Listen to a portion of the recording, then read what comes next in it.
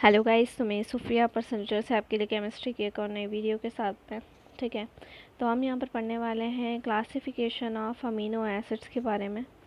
और जैसे कि हम पढ़ चुके हैं पहले ही लास्ट वाली वीडियो में कि जो अमीनो एसिड्स होते हैं मोनोमर यूनिट होते हैं प्रोटीन के। प्रोटीन हमारे पॉलीमर होते हैं जो अमीनो एसिड्स के कॉम्बिनेशन से बनते हैं, और अमीनो एसिड्स के बारे में हमने लास्ट वाली वीडियो में डिस्कस किया था।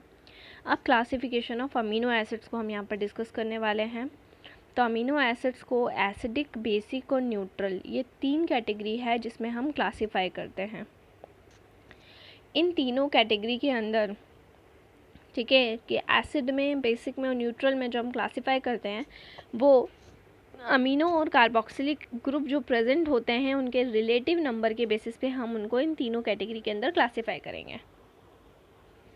अगर जितने अमीनो ग्रुप हैं उतने ही कार्बोक्सिलिक ग्रुप भी प्रेजेंट हैं तो अमीनो एसिड्स का कैरेक्टर न्यूट्रल हो जाएगा।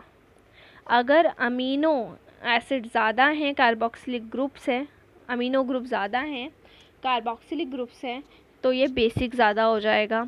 और अगर कार्बोक्सिलिक ग्रुप ज़्यादा हैं as compare to amino group से, तो ये एसिडिक हो जाएगा। क्लियर? तो ये 3 कैटेगरी हैं, एसिड, बेस और न्यूट्रल। ठीक है, इसके अलावा अगर हम इनका क्लासिफिकेशन पढ़ें तो एसिड, बेस और न्यूट्रल के अलावा इनको हम 2 कैटेगरीज में और डिवाइड करते हैं, जिसको हम कहते हैं एसेंशियल अमीनो एसिड्स और non essential amino acids. Clear? ऐसे अमीनो एसिड्स जो बॉडी के अंदर सिंथेसाइज्ड होते हैं, ठीक है, क्लियर, बॉडी के अंदर जो सिंथेसाइज्ड होते हैं ऐसे अमीनो एसिड्स को हम कहते हैं non essential amino acids. Clear? दूसरी तरफ अगर हम देखें तो वो जो बॉडी सिंथेसाइज नहीं करती, क्लियर, ये अमीनो एसिड जो हम डाइट के थ्रू लेते हैं, हमारे खाने के थ्रू लेते हैं, जो बॉडी सिंथेसाइज नहीं करती है, ऐसे अमीनो एसिड्स को हम कहते हैं एसेंशियल अमीनो एसिड्स। तो एसेंशियल अमीनो एसिड्स जो कि हम इस टेबल में डिस्कस कर चुके थे, देखिए जिन पर हमने स्टार बना रखा है, ये जो स्टार बने हुए हैं ये सारे एसेंशियल अमीनो एसिड्स हैं जो हम डाइट के थ्रू बॉडी के अंदर लेते हैं। तो आप देख सकते हैं यहाँ पर करीब 10 एसेंशियल अमीनो एसिड्स हैं जो हम डाइट के थ्रू लेते हैं, और ये सारे हमारे एसेंशियल होते हैं, ये बॉडी सिंथेसाइज नहीं करती। अब अमीनो एसिड्स की प्रॉपर्टीज़ को डिस्कस कर लेते हैं। अमीनो एसिड्स जनरली क्या होते हैं? कलरलेस होते हैं, जिनका कोई कलर नहीं होता। क्रिस्टलाइन सॉलिड्स होते हैं, वाटर सॉल्यूबल होते हैं, हाई मेल्टिंग सॉलिड्स होंगे, सॉल्ट की तरह बिहेव करते हैं। क्लियर?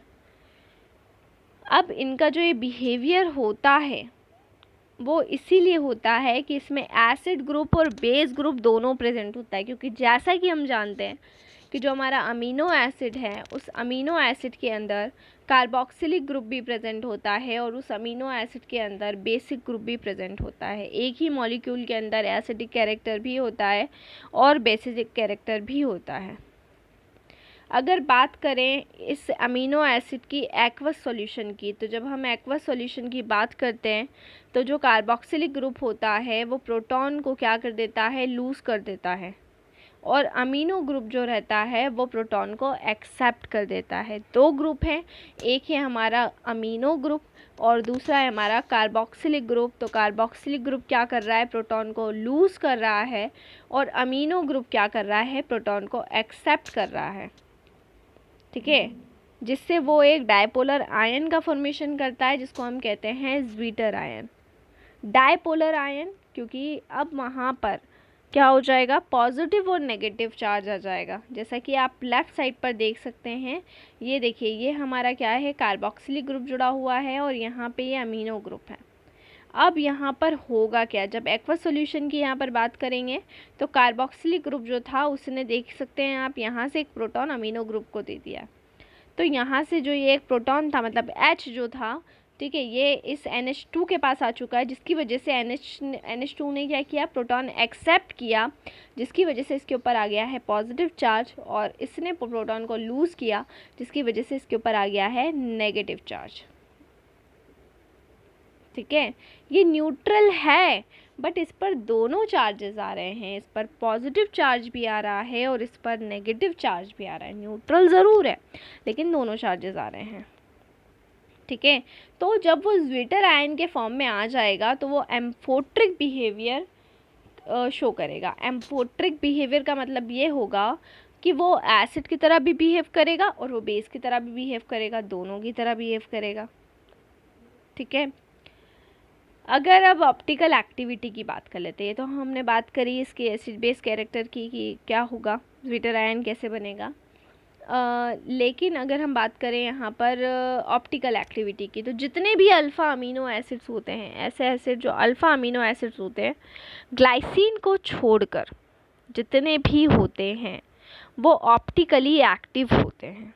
जितने भी होंगे ग्लाइसिन को छोड़कर वो सभी ऑप्टिकली एक्टिव होंगे, क्योंकि इनके अंदर जो अल्फ़ा कार्बन एटम होगा वो असिमेट्रिक होगा। अल्फ़ा कार्बन एटम कैसा होता है, असिमेट्रिक होता है, ठीक है।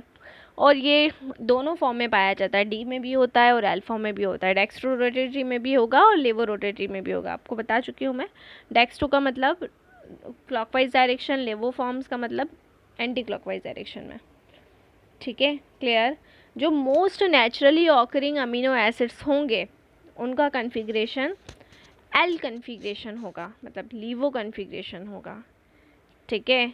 और जो एल अमीनो एसिड्स होंगे उसको रिप्रेजेंट किया जाएगा NH2 ग्रुप को हमेशा लेफ्ट हैंड साइड की तरफ लिखकर उसको रिप्रेजेंट किया जाएगा। तो ये हमने अल्फ़ा अमीनो एसिड्स का क्लासिफिकेशन, उसकी कुछ प्रॉपर्टीज़ को स्टडी किया और उसके साथ में हमने उसकी ऑप्टिकल एक्टिविटी को स्टडी किया। अब फाइनली हम यहाँ पर अमीनो एसिड्स के बारे में डिटेल में पढ़ चुके हैं, जो कि प्रोटीन की मोनोमर यूनिट है।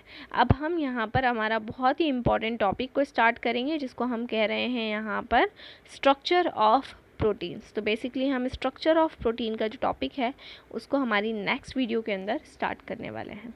तो इसी तरह से जुड़े रहिए हमारे साथ में, वीडियोस को लाइक करते रहें, चैनल को सब्सक्राइब करना ना भूलें। कोई भी डाउट, कोई भी क्वेरी हो तो उसे आप कमेंट बॉक्स में डाल सकते हैं। और लॉकडाउन में आपको बिल्कुल भी चिंता करने की ज़रूरत नहीं है, क्योंकि हम आपको ऑनलाइन क्लासेस की फैसिलिटी भी प्रोवाइड कर रहे हैं। हमसे ऑनलाइन क्लासेस पढ़ने के लिए आप डिस्क्रिप्शन में जाएँ, हमारे कॉन्टेक्ट नंबर लें और हमसे कॉन्टेक्ट आप करें, ठीक है। तो हमसे आप कॉन्टेक्ट करें जिससे आपको बहुत हेल्प मिले, घर पर आपकी स्टडी का कोई नुकसान ना हो। इस टाइम को यूटिलाइज़ करें, ज़्यादा से ज़्यादा स्टडीज़ पर ध्यान दें, घर में रहें, सुरक्षित रहें, बाहर ना निकलें। बहुत ज़रूरी काम हो तो ही बाहर निकलें। तो आप कहीं पर भी हों पूरे इंडिया में, आप हमसे ऑनलाइन क्लासेस ले सकते हैं और उसके लिए आपको कुछ भी नहीं करना है, आपको कॉन्टेक्ट नंबर लेना है और हमसे कॉन्टेक्ट करना है। Stay home, stay safe, good luck, bye.